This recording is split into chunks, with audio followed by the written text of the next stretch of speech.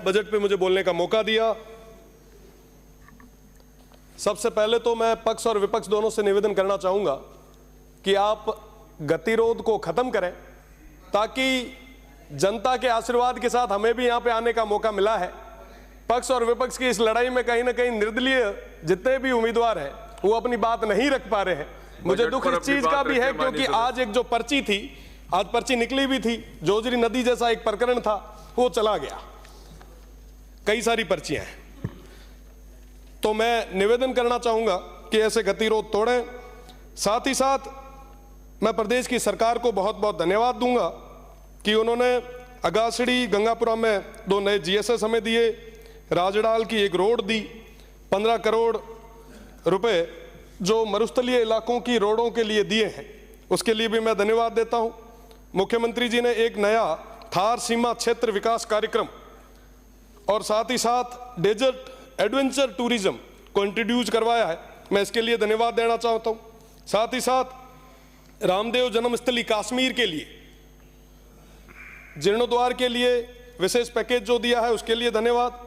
साथ ही साथ कई सारी और भी चीजें हैं, उन तमाम चीजों के लिए मैं बहुत बहुत धन्यवाद देना चाहता हूं। पर कई सारी चीजें आज भी छूट रही है, जिसमें एक बहुत बड़ी मांग जो पश्चिमी राजस्थान की रही है।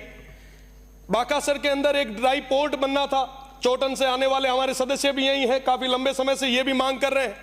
अगर वो ड्राई पोर्ट बनता है तो उस क्षेत्र की जनता को और वहां के युवाओं को कई सारे नए रोजगार के अवसर मिल सकते हैं। तो मेरा निवेदन कि इस बारे में सोचा जाए। साथ ही साथ ERCP के तर्ज पर WRCP की मांग काफी लंबे समय से चली आ रही है। वेस्टर्न राजस्थान के तमाम जो भी माननीय सदस्य यहां पे आ रहे हैं, उन्होंने सभी ने, चाहे पक्ष के हो चाहे विपक्ष के हो, सभी ने ये मांग रखी ताकि वो वेस्टर्न राजस्थान हरा भरा हो सके। साथ ही साथ पानी, बिजली, शिक्षा, चिकित्सा, सड़क और तमाम चीजें जिनके बारे में कई कई चीजें आई भी है। पर माननीय सभापति महोदय, वेस्टर्न राजस्थान बहुत बड़ा क्षेत्र है। मुझे लगता है जो चीजें, जो घोषणाएं होनी चाहिए थी, पूरे तरीके से अभी तक नहीं हो पाई। पानी हमारी बहुत बड़ी समस्या है। आने वाले गर्मियों के दिनों में पानी की स्थिति और खराब होती जाएगी। मेरा निवेदन है, क्योंकि यहाँ पे माननीय मंत्री जी भी विराज रहे हैं, निवेदन है कि 10 हैंडपंप और 5 ट्यूबवेल से लगभग 610 गांवों में पानी पहुंचाना तकरीबन असंभव है। मेरा निवेदन आपसे कि वेस्टर्न राजस्थान के लिए, उस थार के लिए एक विशेष योजना आप सब बनाएं।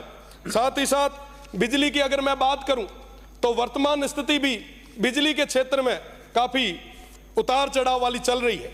आज भी उन किसानों को बिजली पूरे तरीके से नहीं मिल पा रही है।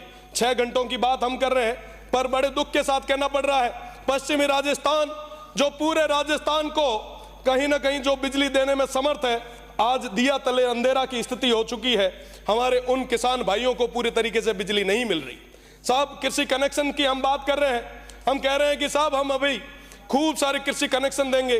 पर माननीय सभापति महोदय, मैं आपके माध्यम से प्रदेश की सरकार से निवेदन करना चाहूंगा, 2016 से लेकर आज तक के कई सारे हमारे जो किसान हैं उनकी फाइलें पेंडिंग पड़ी है, उन्हें नए कनेक्शन नहीं मिले हैं। ये बहुत बड़ी एक चिंता की बात है।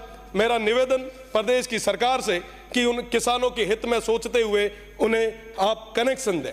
साथ ही साथ मैं बात करूं चिकित्सा की, तो चिकित्सा के मामले में उस क्षेत्र में एक जिला अस्पताल गडरा रोड में और सिव में होना चाहिए। मैं उसके लिए आपसे निवेदन करना चाहूंगा कि आप एक बहुत बड़ी ये सौगात दें, क्योंकि पश्चिमी राजस्थान में एक क्षेत्र से दूसरे क्षेत्र या एक गांव से दूसरा गांव तकरीबन 20 से 30 किलोमीटर दूर है, और ऐसी स्थिति में चिकित्सा व्यवस्था को मजबूत करने के लिए इस चीज की बहुत ज्यादा जरूरत है। मेरा निवेदन है आप कि आप वहां पे चिकित्सा के मामले में व्यवस्थाओं को और सुदृढ़ करें। साथ ही साथ DNP क्षेत्र की मैं बात करूं, होमगार्ड के उन लोगों की बात करूं, साथ ही साथ EWS की बात करूं, तमाम मुद्दे मेरे पास थे।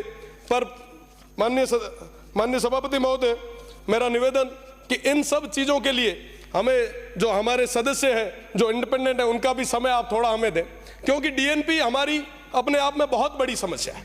DNP के अंदर लगभग 118 गांव आते हैं। इस डिजिटल युग में भी वहां पे अभी तक नेटवर्क, वहां पे अभी तक पानी, बिजली और तमाम जो मूलभूत सुविधा है वो नहीं मिल पाई है। साहब, मेरा निवेदन कि डीएनपी की एक बार यात्रा हमारे माननीय मंत्रीगण करे, वहां की स्थितियां देखे, वाकई आपको लगेगा कि साहब ये बहुत पीछे है। माननीय सभापति महोदय, मेरा निवेदन है आपसे कि हमारे बॉर्डर होमगार्ड में और विशेषकर पश्चिमी राजस्थान के कई सारे लोग जो लगे हैं, उनको लंबे समय से विराम भत्ता नहीं मिल पा रहा। मेरा निवेदन है कि ईडब्ल्यूएस के अंदर सरलीकरण, धन्यवाद माननीय प्रदेश की अध्यक्ष सरकार, माननीय सभापति महोदय, साथ ही साथ एक मिनट माननीय सदस्य, मेरा निवेदन है कि विश्वविद्यालय के अंदर पेंशनर का एक मुद्दा था, पिछली सरकार ने उस मुद्दे को लेके हमें कई महीनों के लिए जेल भेजा था। मेरा निवेदन कि अब बहुत बड़ी और एक सुविचार रखने वाली, जनता का हित रखने वाली सरकार आई है, तो उन पेंशनर को भी समय पे आप पेंशन दें। बहुत बहुत धन्यवाद। जय हिंद। सभापति महोदय, आपका आभार व्यक्त करता हूं।